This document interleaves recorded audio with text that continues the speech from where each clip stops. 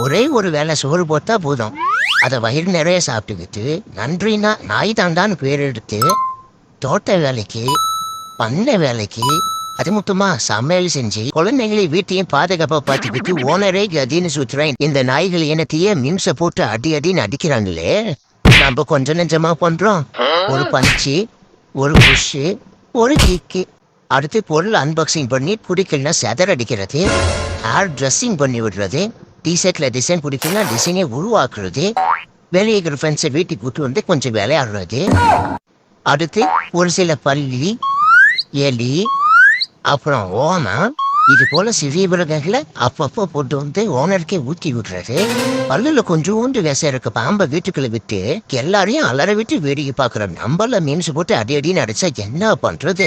First நீயா நான் கோபி சாருக்கு ஒரு லெட்டர் எழுதி நம்ம சைடு உள்ள நியாயத்தெல்லாம் சொல்லி எங்களை பத்தி ஒரு ஷோ பண்ணாதீங்கன்னு சொல்லி ஆகணும். என்னது இந்த லெட்டர் எழுதுறதுக்காக பேப்பரை வீண் பண்ணித்தானா?